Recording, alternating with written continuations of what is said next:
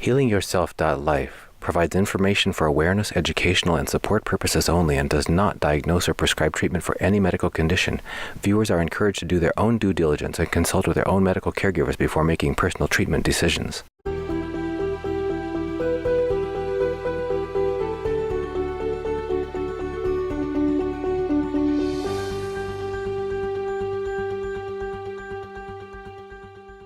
Welcome to HealingYourself.Life. I'm Dunagun Kaiser. And I'm Melody Kaiser. And we're here with you to explore all kinds of ways that you can do a better job of taking care of yourself for your betterment of your own health and that of your family. We have a very special guest today. He is Dr. David Seaman. We're going to speak with him about his new book for the general public entitled The DeFlame Diet. Dr. Seaman, welcome to HealingYourself.Life. Thanks for having me.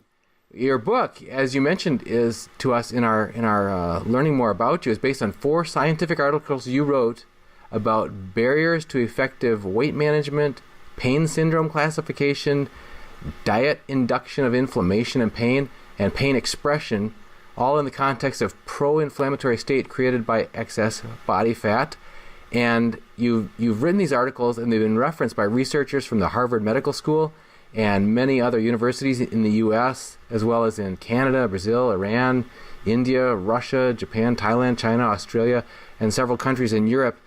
And a lot of people have heard about inflammation, but don't know that they can actually do anything about it, maybe without taking dangerous drugs that have side effects. Mm-hmm. We've certainly heard a lot about non-steroidal anti-inflammatory drugs, NSAIDs, and we can talk about that maybe a little bit later, but hopefully we can get into with you earlier just the real basics of what inflammation is, where it comes from, why your body would do it in the first place, and what its purpose is, and then what its effects are, and then what are some real natural things that we can do, such as in your DeFlame diet. Did you hold up the book? Oh, I wasn't paying attention. No, I didn't. Here. There it is. This is a copy of Dr. Seaman's book that we've been perusing through and pulling out some good insights from, and we were hoping we could get your permission to include in the blog entry that we post about this table that you place in several places in the, especially in the introductory chapters, that talks about contrasting pro-inflammatory foods versus deflaming foods. Sure. So if you could first give us just a 1-minute rundown on why are you an expert on this topic? Why do we have you on HealingYourself.Life talking about inflammation and how that's related to diet?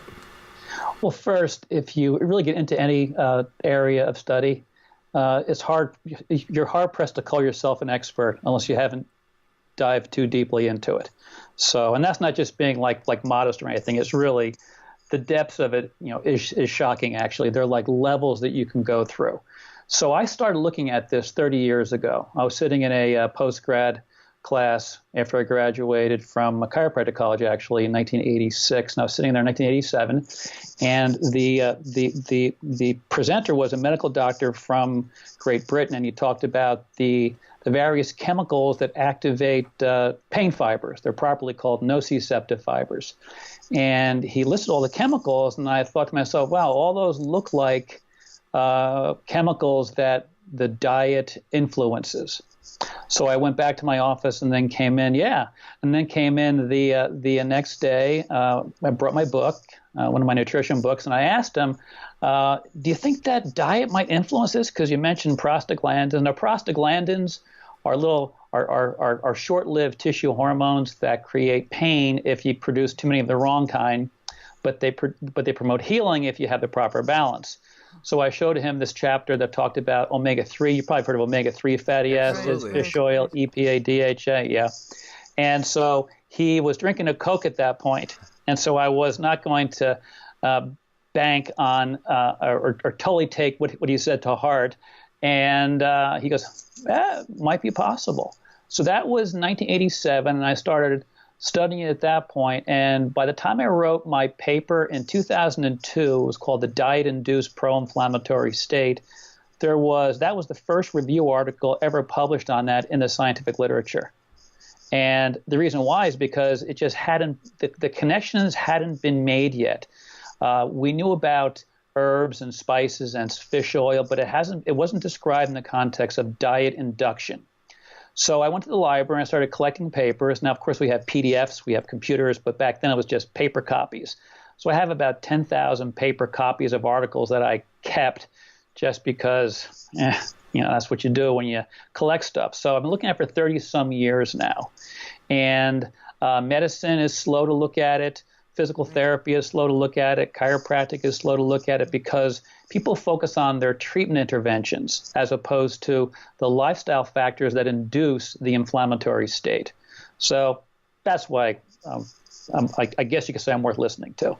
Yeah, Right. Something you just said rang so true for me. I had, and some of our viewers know this and they'll learn more about it later, but had a almost lifelong struggle with inflammatory bowel disease, specifically Crohn's disease, from when I was 13 years old, getting extreme pain, premature satiety, getting full too soon when starting to eat and getting a lot of nausea and vomiting, that sort of thing, and lost a lot of weight and just struggled years after years with different doctors. And one of the things that dismayed me the most was when talking with doctors that their apparent lack of knowledge about basic fundamental nutrition. Right. And then one time, somebody told me, go ask your doctor to be referred to a nutritionist. So I got referred to a nutritionist, and it was even more discouraging because I knew more about the stuff than this so-called nutritionist. I mean, first of all, I have to say this person didn't have ordinary body dimensions, and it was like, well, wait a minute, I'm going to be getting advice from you, and then the advice that I got, I knew better than what I was being told. So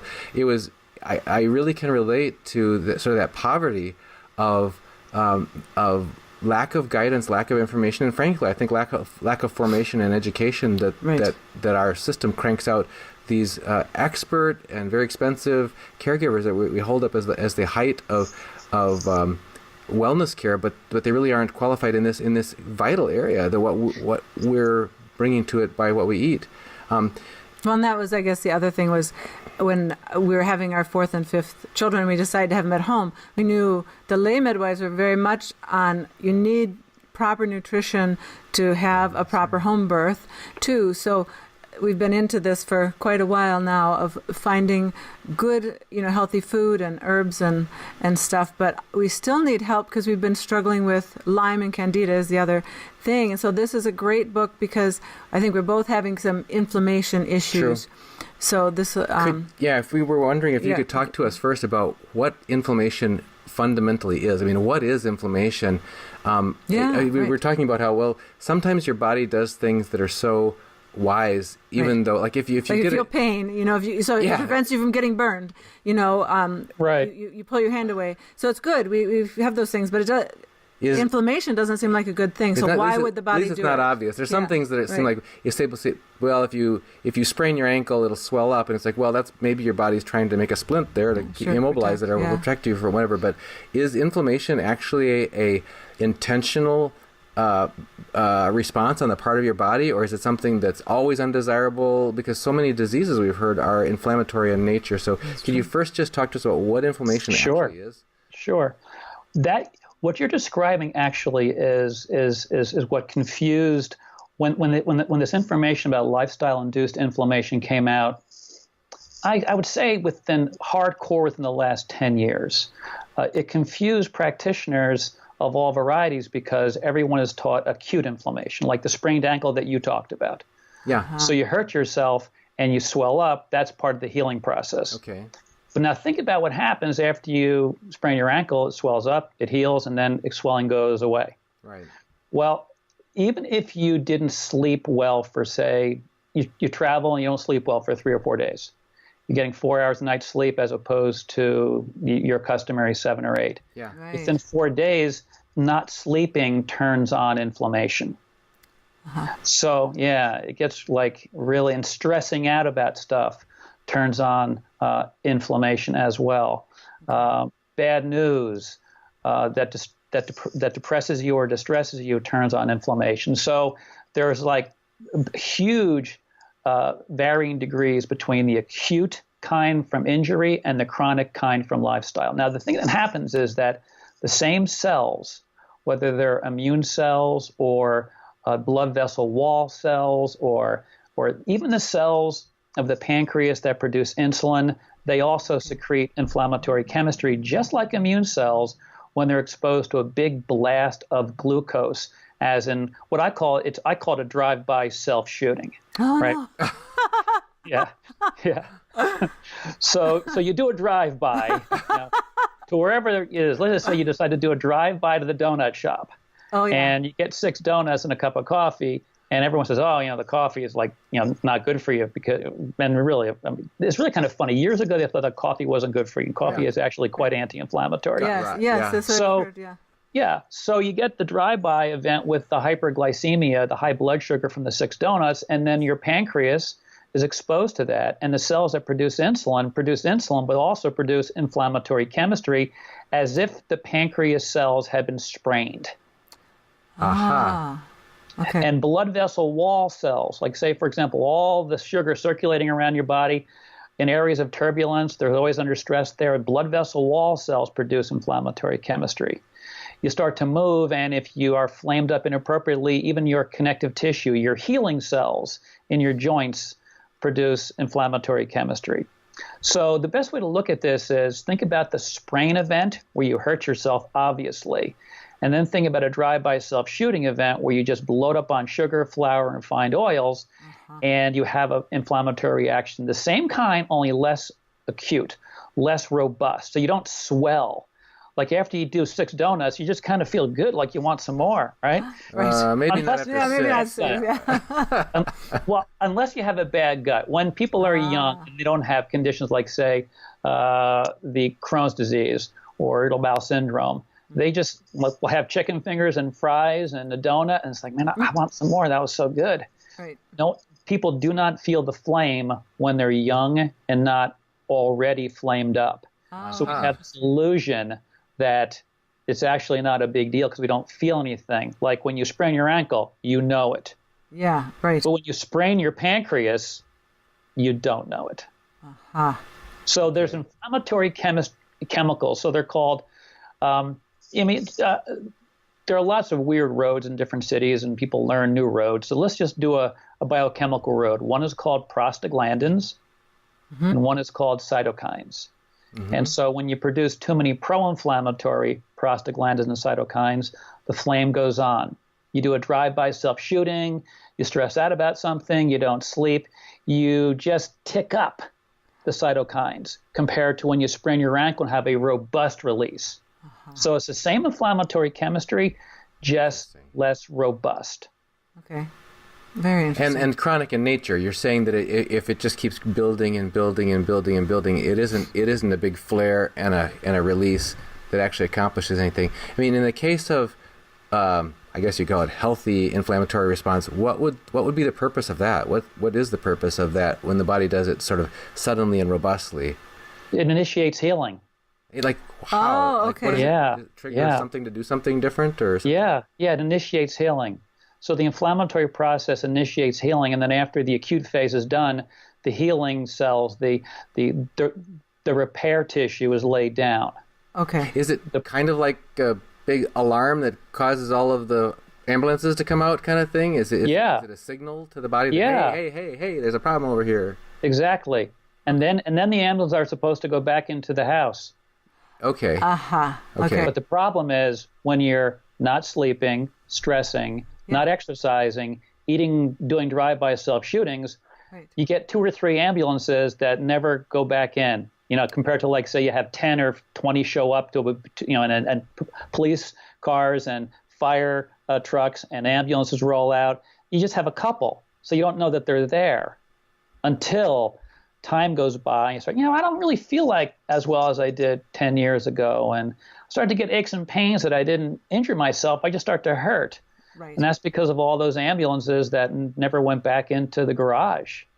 So then you're stuck with chronic fatigue and also maybe a chronic inflammation because you're not feeding your body the way it needs to be fed to eliminate the ambulances, as you say. Is that correct? Yeah. Okay. But the way to look at it, though, is the chronic inflammation is chronic fatigue in certain people. Right. Okay. Yeah. Interesting. So chronic inflammation without it, it's hard, unless you have a really outlier condition not worth even talking about. Without chronic inflammation, you don't get sick. Now, you're going to die, of course, because the system wears out. But you should be able to live to 90 or 100 and then just, go to sleep and off you go. Shouldn't be burdened throughout one's decades and decades of suffering. Yeah. So they actually call it illness. Okay. Yeah, so chronic illness. What are some things that we can do to deflame our diet so that we do feel healthy? Because I think so many people, we look at it and we go, well, I'm just getting older, so my neck hurts a little more, and I'm not digesting my food as well, and I have these aches and pains because I'm older, or I'm forgetting more because I'm older. So what can we do to kind of restore our health and get back to feeling better and feeling, I guess you'd say, younger? Yeah. In actual fact, researchers, and I didn't coin this term, but a researcher over in Italy coined the term inflammaging. Oh, yeah. Yeah. Sure. Yeah, that's a good one. Yeah. So the idea is to anti-inflammage, because we're going to go at some point, as opposed to pro-inflammage. Yeah. And so first thing, the average person who is stuck in the hustle and bustle of life, when they listen to people talk about nutrition and say you got to give up all this stuff, you have to just drink vegetable juice and organic this, and you can't shop there, you can't do this, and all these things freak people out. Right. And when they hear all that stuff that burdens their mind, they actually have an inflammatory reaction. Yeah, exactly. Just out of you the got all stress. stressed out. Exactly. Yeah. We got to take a minute to interject there that after we got a year's worth of antibiotic treatment for our Lyme disease, which I, by the way, gave my lovely wife here. I got it from a tick, and she got it from her husband. Oh. But anyway, it's been the antibiotics really just wiped out our digestive system. Yeah, really and that in trying to recover from that, we were really trying, because of Candida overgrowth, we were needing to, and still are, really trying to take baby steps to get out of the woods nutritionally. And it was in the woods that you got trouble. Now we're trying to get out of them. That's true, literally. And but just the restrictions. I mean, we were kind of nuts about this, and people maybe can relate to this. Please have a laugh at our expense. But everybody who's watching this is that if one research you can do online is good, then maybe 10 are better. And if you compare all these lists of things you shouldn't eat, and then you combine them all together, then you probably have the really good list. And we were at the store trying to buy some food, and you just walk through it, and it was like a desert. There's nothing. Everything we knew, can't have that, can't have that, can't have that, can't have that. Finally, I said, well, what am I supposed to do? And she said, you need to provide something for supper here, and I can tell you just anything you can get as long as it's not food. So we were just desperate. That was the joke. You can eat anything that's not food. So it can be overwhelming. It really is distressing. Really can you feel like, right. What am I supposed to survive on? And admittedly, I mean, your diet is not going to be that way, but the Candida diet is pretty severe, especially your first stages. You really can't eat much of anything for real. And to make it worse, frankly, if you're coming off of being accustomed to binging or just I would love my sweets. That was my big downfall. Yeah. You feel that with that withdrawal. You feel that definitely. deprivation. Yeah. It really hits you hard. You feel like I'm gonna wither away. So anyway, sorry, that was a big interruption. Maybe that's a good question. How do we eat without feeling that deprivation? For me, it was my M&Ms or whatever. Yeah. So I had to give those all up, obviously. Right. So how do you maybe substitute something and make something that's obviously healthier and will help you deflame and get the inflammation down out of your body, but feel kind of comforting at the same time. Fulfilled. Is there a way to do that? Oh, absolutely. Okay. So I would say that your scenario would be an outlier situation because it's unique. A year's worth of antibiotics sure. And the Lyme disease coupled with the Crohn's disease. Right. So for the average person, I ran into someone earlier, about a year ago, I guess, and he was a burger and fries guy and soda. Mm-hmm. Yeah, that sounds good. Man. Yeah, right. Yeah, I mean, standard guy. Yeah. And he finds out that I think he was 40 years old, and he's like 240, and he's got diabetes now. Yes. Right. And he goes, well, this is terrible. What should I do? And so he thought to himself, I'll go online. I found some stuff. And he goes, I'm just going to eat 600 calories per day. Ooh, okay. and get back to my college weight. right? Yeah. So here were his calories.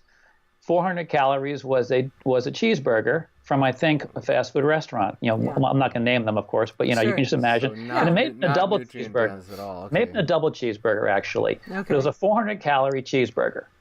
Okay, with the bun, with the white flour that people malign. Oh my God, the GMOs, you're going to die, and then flour, and the red meat that's going to kill you, and this GMO eating like soybean or corn or whatever, and you can't do that because you're going to die. And the cheese, oh my God, it's fake cheese. You're going to die. You know, all the dramatists. So he ate that every day for 2 months, and he had 200 calories where he ate vegetables otherwise. Okay, well, that's pretty good. That's a lot of vegetables. Right, and in 2 months he lost 40 or 50 pounds, and his diabetes was gone. The lion's share of his calories was a double cheeseburger. Okay. Wow, interesting. Okay. Huh, that's fair. So that wouldn't work for you two. No, not yet. Right? That wouldn't work for you two. But the average person, the most important thing for the average person is to just eat less calories. Okay. They can literally eat the same crap that they're eating. Uh-huh. Just learn to restrain calories. Okay. And then get a tape measure out. Yeah. Now, chapter 9 of my book lists all the different inflammatory markers. So you take out a tape measure, and by yourself in the privacy of your own wherever, where no one's looking, you got to just get down to your skivvies, take out a tape measure, and measure your waist around the belly button area. Okay. Now, for some people, the widest spot is the belly button. Others a little bit below. Others a little bit above. You got to go to the widest spot. Okay. Okay. And then you measure what that is, and then you compare what that was when you were, say, for women. Basically 17 to 22 typically is normal weight for women, and for men 18, 20 to 25. Okay. So we want to be what we were when we were basically in college. That's our weight, unless we put on muscle mass. Okay, You're right. That's kind of crazy when we were doing good workouts and building muscle mass, and they were telling doctors you're going to gain weight because you have muscle, not fat. So yeah. So if you have more muscle, well, then you're going to weigh more than you did when you were, say, 22. Absolutely. Right. Yeah. But anyway, that's what you do. You just eat the same crap you're eating. I call it a dietary crackhead. I mean, if you're a hardcore dietary crackhead and you cannot give up, you know, all the drive-by shootings and the M&Ms and whatever else, you just cut back the calories so that you go back 500 calories or more less per day, and then you just shred the weight off and get back to where you were. And as you feel better, introduce more healthy food, or you can go cold turkey. Mm-hmm. And so what cold turkey means is no sugar, no flour, no refined oil. That's what we did. Yeah. We had to. Yeah. So. Well, you guys would have to because of your outlier condition. Okay. The average person doesn't need to do that unless they really want to go for it. Because again, I mean, imagine you can reverse diabetes with double cheeseburger. That's amazing. Yes, right. But it's along about calories. Yeah, and then he was probably increasing vegetables, as you said. So that compensated. It sounds like. Well, absolutely. Yeah. Well, the other thing too is that someone, you know, I say double cheeseburgers, then someone could write in the comments like, "Wow," and they go all crazy, but they don't understand calories because there's been this uptick in information about a calories, not a calorie kind of thing, which is true if you're eating calories at basically your caloric need level. Sugar, flour, calories at your caloric need tends to put you into a less of a fat burning state. Right. But if you're eating 500 to 1,000 calories less than you need, it doesn't make any difference. Aha. And one of the videos on my DeFlame Nutrition YouTube channel, I talk about losing weight, eating Twinkies, and getting rid of diabetes, eating double cheeseburgers. Okay. So there was a professor, I think it was a university in Kansas or Kentucky, and he decided to just eat 1,800. He found out that he needed about 2,500 calories per day to maintain. He's probably mid-30s guy, and so he just ate basically Hostess desserts for a month. And lost weight. And I'm not saying do that, no, right? of course not. No, You're just pointing out that is possible to do that. and lose weight. because calories are the most important thing for the average person. And people say, I got to count calories. Well, so what? Big deal. Count some calories. Yeah. And get back to what you were when you were 22, 25, 20, whatever it was when you were perfecto. And it's probably it's so easy nowadays, because if you are going to be eating things with labels on them, they all have the calories. Yeah, it's easier to and find the fat. than it used to. Yeah. But we've heard a different take on this, where some people have even gone as far as to say calories don't matter, because if you eat, you can eat unlimited amounts of lean, wild caught fish and meats and vegetables, and as long as you keep out the starches. But you keep out the carbs, and you'll be okay. I would ignore those people. And one of the ways to find out if someone is actually worth listening to, there's a website called pubmed.gov, pubmed.gov.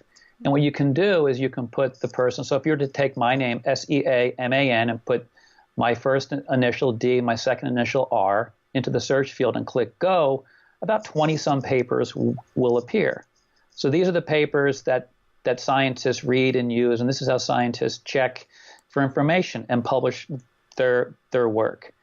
And so if someone is saying this, you can just say, you just eat as much as you want, and I bet they've never published a paper ever. They're just talking. And they probably applied it to themselves, where how many avocados, if I was to say, okay, we're going to eat avocados right now for dinner, and have you ever taken an avocado, you slice it open, you just ate the whole thing? Yeah, absolutely. Yeah, they're wonderful. Okay. Yeah, they're great. Okay. So are they okay for you two with both of your conditions? Yeah, we can eat avocado at this point. Okay. Yeah. So if we were just to eat an avocado, how many avocados could you eat before you're like, I'm kind of done with the avocado? Yeah, they're very rich. They're very rich, very filling. Yeah, very. So how many are you going to eat? One avocado I feel about right. Yeah, one, right? Probably one, yeah. What if I force 3 down your throat? Oh, forget that. I'd say no, thank you. Okay. So an avocado has about 250 calories. So how many pounds of fish could you eat? If I gave you a big pound or half pound or a pound of salmon and an avocado, you're like, I'm full. Yes, right. You can't eat any more. Right. So if you decide to do, like popular now, it's become popularized, the ketogenic diet people talk about, right? Yes. Oh, you can just eat all the fat you want. You can just suck on butter like as a popsicle. No, you can't. So you could not just eat full fat cream and butter and do 5,000 calories per day. You will get diabetes, cancer, and heart disease from eating fat. Okay. Interesting. Humans cannot exceed their caloric needs for a long period of time and not become sick. Eating beyond our caloric needs leads to inflammation, no matter what the calorie source is. If it was farmed or caught wild in the purest waters of northern Alaska, and you found vegetation and and you ate 5,000 calories per day, you're dead. Just like if you're eating excess calories from donuts. Wow. Yeah. I had not heard that. This is new. Important. Yeah. Very new, because it does. I think we are hearing more and more about the ketogenic diet, and because of what we had to do is to eliminate carbs and things like that. And people often say, "Well, that's the healthy thing to do these days." Now we're able to get a few more carbs, like rice and things like that, in back into the diet, and potatoes again, which were a no-no a while ago. But so that's very interesting. I hadn't heard that perspective, so I'm definitely great to be learning something new here.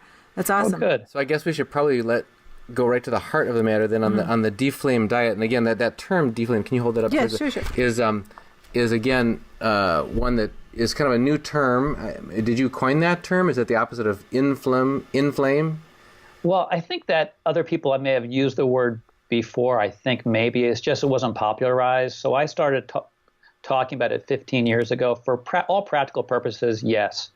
I would talk about inflaming, and I would say anti-inflammatory. I'm like, that's like, how many syllables? Anti-inflammatory. Give me a break. Right. I'm like, inflame, deflame. Okay. Yeah, and so essentially, yes, coined it, website, business, book. So the idea is there are specific food choices that will you mentioned other things like stress and worry and bad news and overwhelmness or different things, lack of sleep, so on. You didn't mention, I didn't hear at least, exercise or lack thereof. Maybe you can talk to us about that, is that related? But also, are there specific foods that trigger or signal your body or tend to lead to the DeFlame response rather than the inflammatory response? Yeah, that's good. I did mention briefly exercise, and sedentary living is a big problem. Okay. Yeah. There is one researcher, his name is Frank Booth. He calls not exercising the sedentary death syndrome. Yes, right. Yeah, because not moving turns the flame on. Our body is supposed to move. Yeah. And you just feel better moving. I mean, oh, absolutely. When we've been missing walks. It's actually our dog. We have a big, huge dog that gets us out walking. He's our personal trainer. Yeah, we call him our personal trainer. But he injured his leg, so we haven't been walking as far and as much. And I can feel it. It's like you don't feel as healthy, and you feel like I need that walk. My body needs it. Yeah. So maybe that is another thing that is causing some more inflammation. Even though our diet is still good, I still feel like I'm not back to full health here.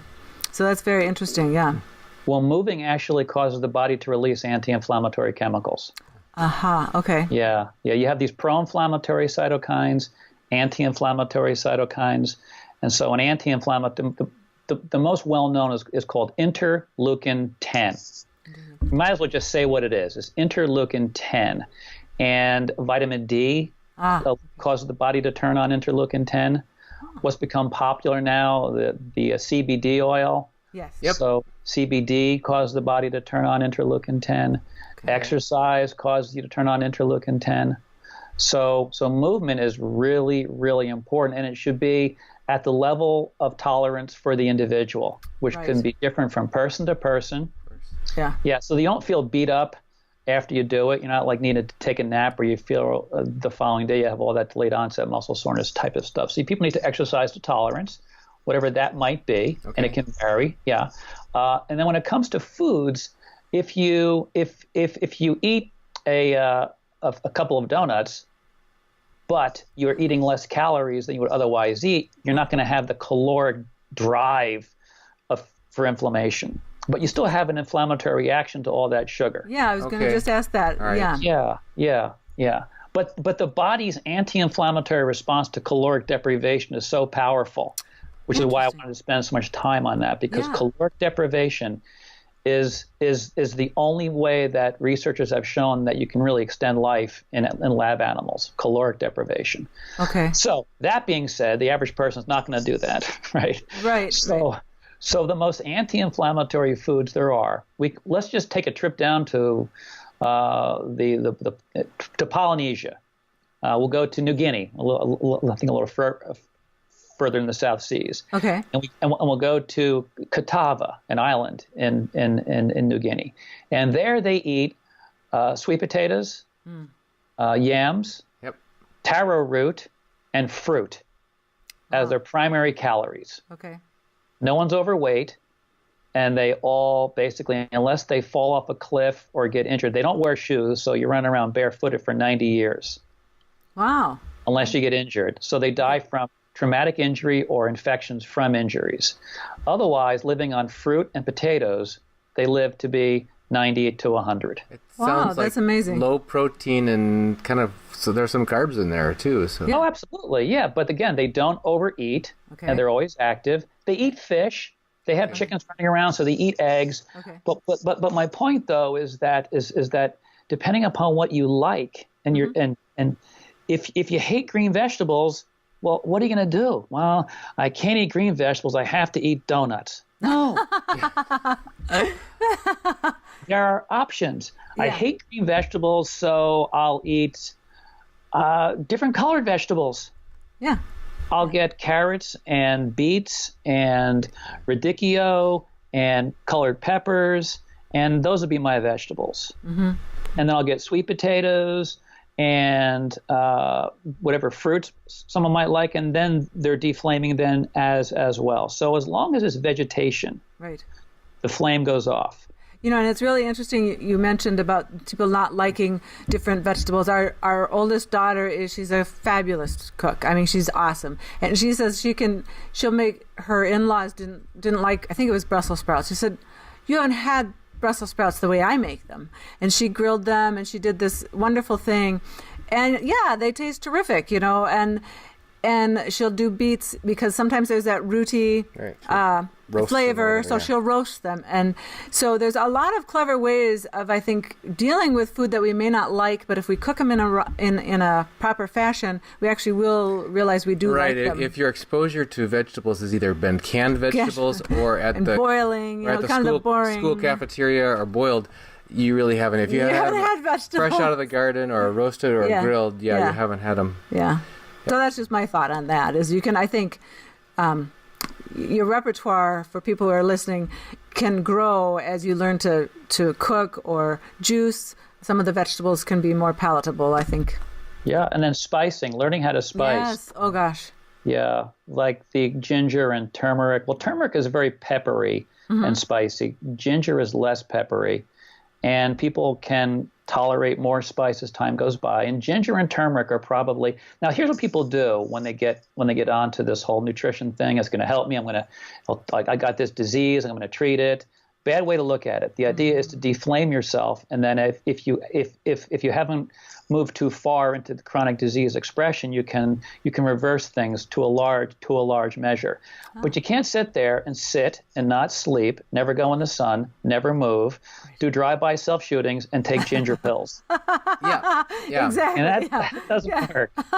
Yeah. Well, something you just touched on, I think, is absolutely key, and it's if people are watching this is going to be a theme that's going to come through over and over and over again on HealingYourself.Life, and that is, rather than the so-called conventional medicine focus on like attacking the disease, rather than allowing the natural design of health and wellness to flourish and to emerge and to heal.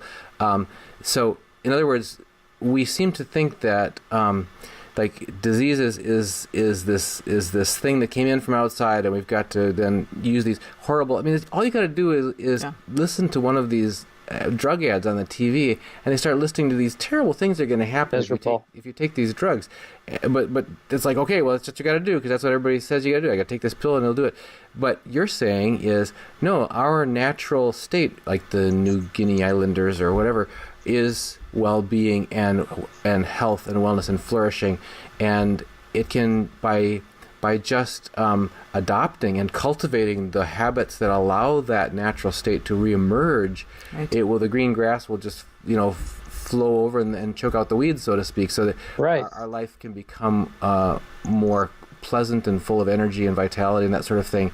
Not so much because we're attacking illness as because we're enabling our natural wellness to flourish. A good way to look at that is actually diabetes that people develop, is type 2 diabetes that they develop typically as they age, although children in high school now have it because they're obese. Right. So people say, well, my father had it, my grandfather had it. I mean, Luke had the force, I got diabetes, and unfortunately it doesn't really work like that. Or fortunately it doesn't work like that. So if you overeat sugar and flour and refined oils and you're hypercaloric, overeating what you need to do, your pancreas, the insulin producing cells will produce inflammatory chemistry that will eventually lead to white blood cell entering into the pancreas, and you have a localized inflammatory reaction, and then the pancreas degenerates as a consequence of this inflammatory reaction. So you can't, diabetes is just a word. You can't treat a word. You can't treat a name. It's the state in the tissue that must be addressed. Okay. You can't, treat depression. You have to undepress yourself by deflaming one's brain, because inflammation, depression is also an inflammatory state. I mean, literally, depression is like diabetes of your brain. Now, people say, well, Alzheimer's chemistry is very, very similar in terms of the pathology. But in terms of the biochemistry, depression in the pancreas is diabetes. And diabetes in the brain can be Alzheimer's or depression, because it's the same inflammatory chemistry. It's identical. So the idea is, if we deflame And again, when you ask about like what specific things, well, green vegetables, spices, fruits, and what says I can't eat fruit? Well, don't eat fruit. It's almost like why I don't really like saying you should do this or you should eat this. Well, I don't like it because whenever you tell someone to do something, I don't like it, I can't do it. Yes, okay? Right, exactly. So someone could reverse many conditions by doing yogurt and blueberries. I'm not saying to do that. Yes. Right? Not saying to do that. The issue is sugar, flour, and refined oils. Mm-hmm. Those 3 calorie sources that are not foods make up almost 60% of the average American's calories. Yeah, think about that. I know you've talked about there's certain situations where... Well, and that we have. When we want to go to the grocery store and you want to buy something that's convenient, and you look down there's sugar. There's sugar. Yeah. What are you doing? Why are you putting sugar in tomato soup? Everything. I just want a can of tomato soup. And there's sugar. It's like, Or when we've traveled and you get to the free breakfast that's at the hotel, and you look down, some of them have very extensive layouts, like 30 or 40 items there, and you look down there, it's like, it's almost all starch and sugar. Yes. That's what you can have the is. eggs and maybe some fruit. Yeah. It's shocking. Yeah, it's shocking. It is. Our diet, the American diet has really become, you're right, starch and sugars, and it's no good. So the main principles I've heard so far, and just trying to reflect this back to make sure I'm following, is try to put yourself, besides eliminating or reducing some of these triggers like overstress, under-rested, and not active enough. But then beyond that, calorie deficit, and then also shifting away from some of the flour, refined sugars, and unhealthy oils. So what are some healthy oil choices other than avocados that we already talked about? Yeah, the healthy oil and fat choices freak people out because people have been told that saturated fats are going to kill you. Yeah, right. Yeah. So the second you bring up that word, people have a meltdown. And they're convinced that it's going to kill them. Right. So I said, well, I'll ask people, well, name a saturated fat, and they'll go butter. No, butter has monounsaturated and polyunsaturated. I've got like 50 pages in my book on fats because people have lost their minds about fats. We got set right on that when we had home births with lay midwives, and our lay midwife said, what do you guys use for fats in the kitchen? We started going on the list. She said, margarine. Throw the margarine out. We said, okay, we got corn oil. She said, get the corn oil out of there. So, okay, we got soy oil. Get the soybean oil out of there. What? She says, you can have butter. You can have natural, healthy butter, coconut oil. You can have a virgin olive oil and avocados. Yeah. That kind of there you go. Yeah, really good. You just named them. There. Okay. There you go. Yeah. And you're right. Even like I think the Heart Association came out recently about coconut oil, trying to really say, oh no, coconut oil is not very good for you, or right, because it's a tropical oil, and that means it's bad. Yeah. Oh yeah. You're gonna die. I know. Yeah. No. We've heard good things about it. So yeah. Well, I did a video called "Coconut Oil Fake News." Oh, there you go. That's great. Oh, that's awesome. That's awesome. Yes. Yeah. Even the Pritikin organization said olive oil is going to kill you. Oh my gosh. I mean, because I don't.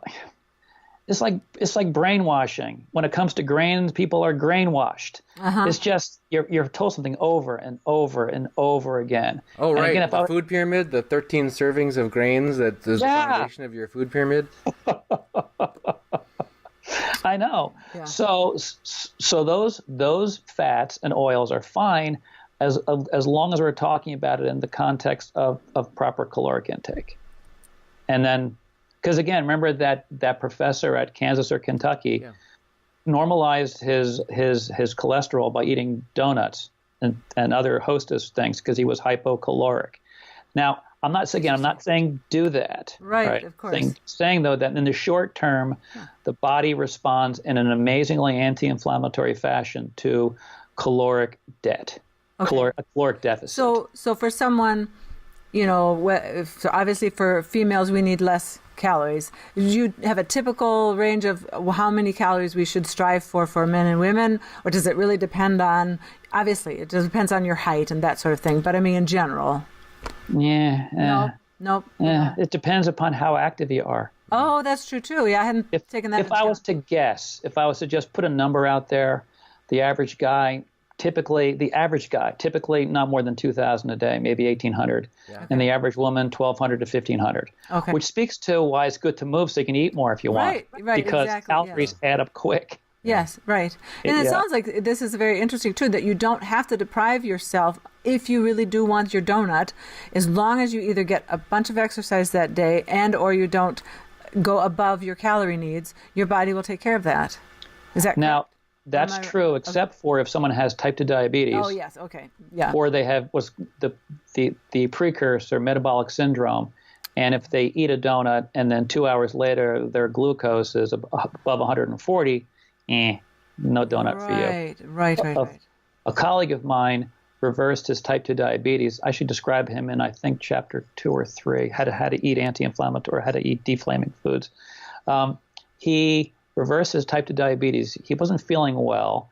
He goes to get his blood work done. He also bought a glucometer. So he goes in, gets his blood drawn. He goes back to his car, and he checks his glucose level. It was at 300. Oh, boy. You want to be like below 100 for sure. Really, you want to be like close to 80 fasting glucose. He's at 300. Yeah. Full diabetes. Diabetes. Yeah, definitely. So his hemoglobin A1C was 11. You want to be like 6. You want to be as low as possible. Below 6, really.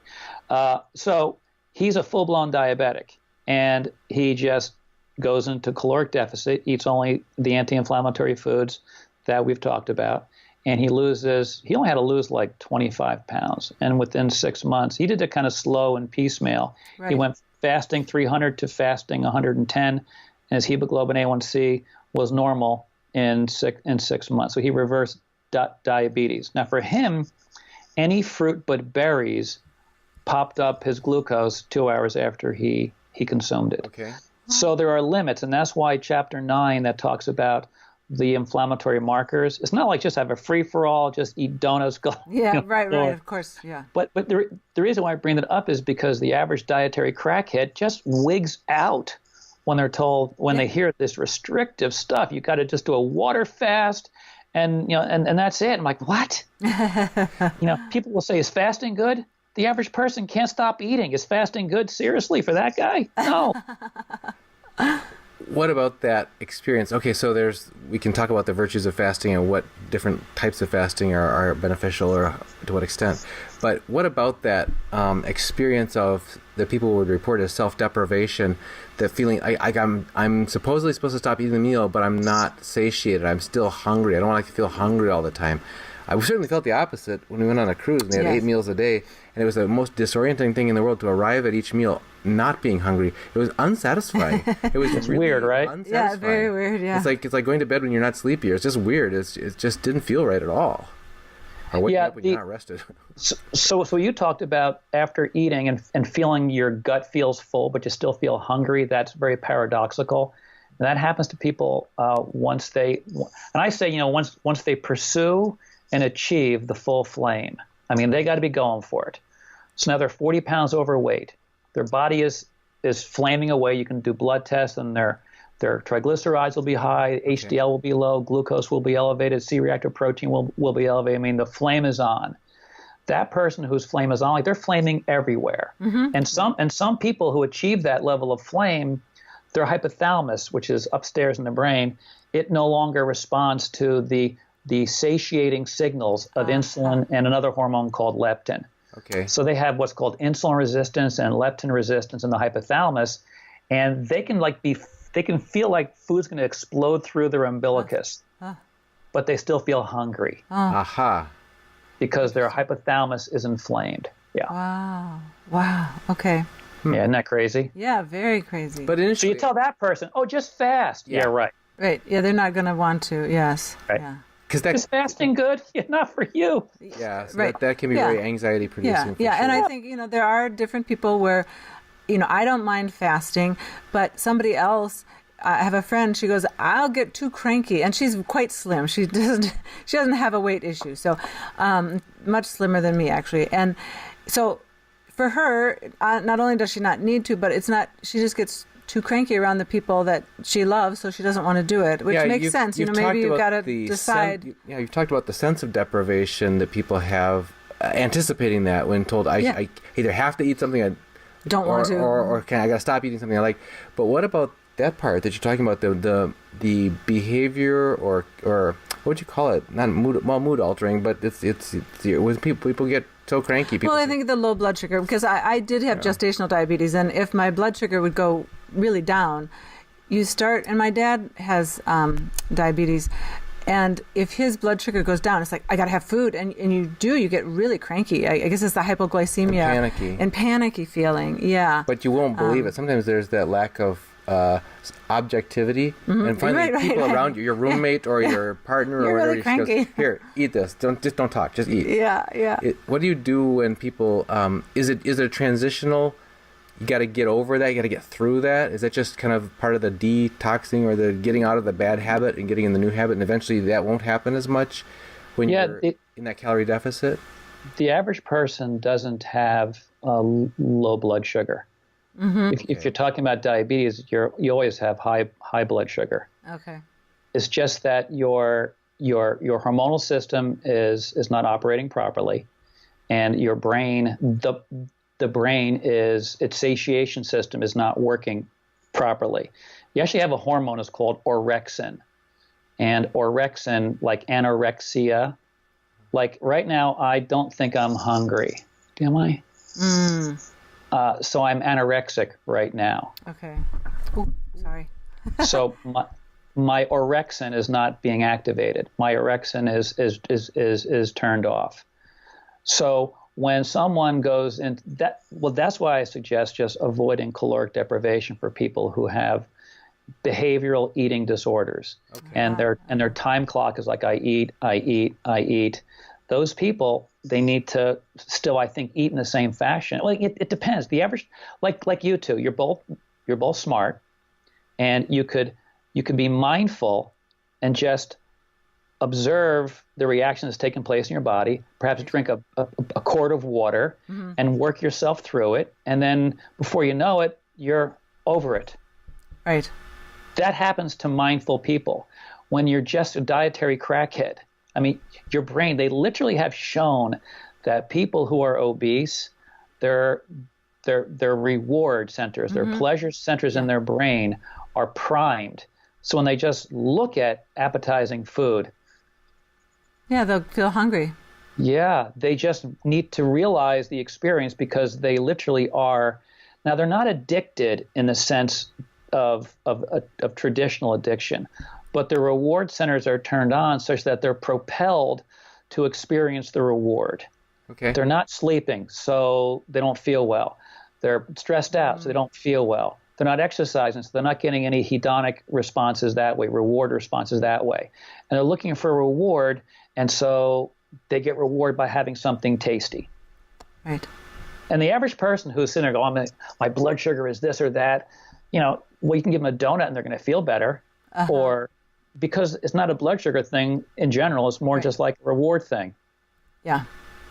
So you give that person, like, say, some broccoli, they probably, that didn't do it for me. Right, exactly. I need my whatever, my comfort food. Yes, right. Yeah, so it's more of a mental issue.